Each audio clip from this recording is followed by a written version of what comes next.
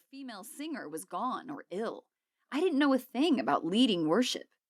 And the church is looking for somebody who can write worship songs, John continued. That's why John is calling me.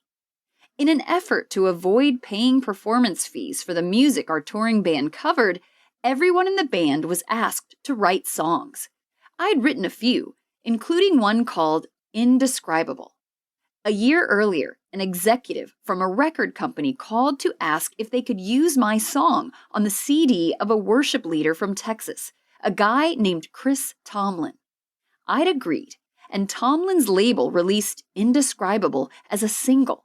The song had just started getting a lot of radio play. Other than my friends and family, and John, no one knew that the song had been written by the blonde girl who played bass at the Mexican restaurant on Thursdays. Until someone else called it a worship song, I didn't even think of it that way because of all of the 5-syllable words in the chorus. Regardless of how the song was doing, neither songwriting nor playing bass in a bluegrass band qualified me to lead a congregation in singing. John, I've written a few songs, but when it comes to leading worship, I said as I prepared to decline his offer, we offer a steady salary and health insurance, he added. Wait, you said health insurance? I asked. Yes, and retirement benefits. I wasn't a math major, but it didn't take me long to calculate the salary, benefits, and retirement numbers and compare the total to what I was making at the Mexican restaurant, free burritos, and all the chips and salsa I could eat. Like I was saying, when it comes to leading worship, I'm so glad you asked me. I'd love to be your church's worship leader, I said. After praying about it with Martin, that's how the detour began.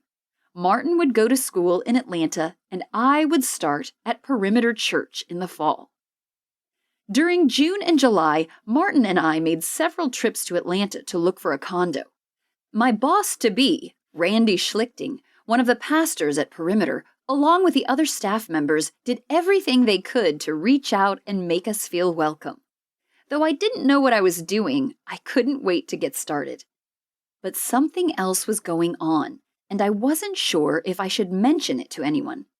As July turned to August and my September 1st start date loomed nearer, I realized I couldn't go through with the move. I closed the door to the church office where I was working and called Randy.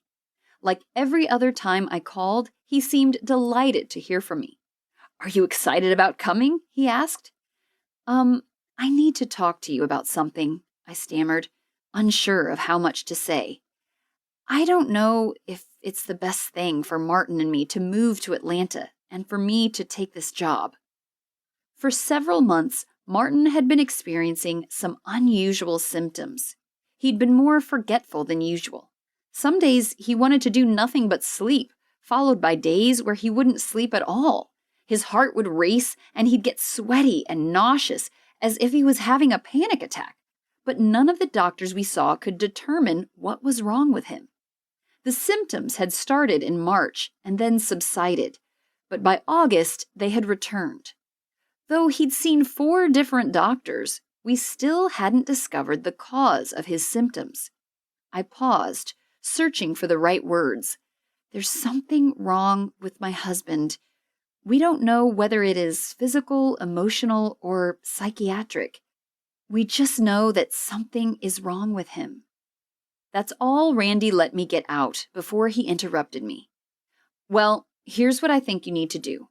You need to get your belongings into a U-Haul and come straight to Atlanta. We'll take care of whatever is wrong with your husband once you get here. We're not having you move to Atlanta just so you can be a worship leader. We're having you move to Atlanta because you are part of Perimeter Church now. You and Martin come down, and we'll take care of your family.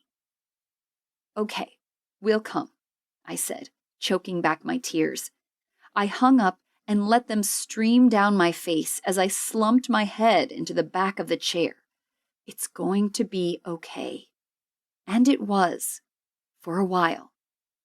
We moved to Atlanta in August so I could start my job and Martin could start school. Everything was great in our marriage, and Martin's symptoms seemed to disappear with the move.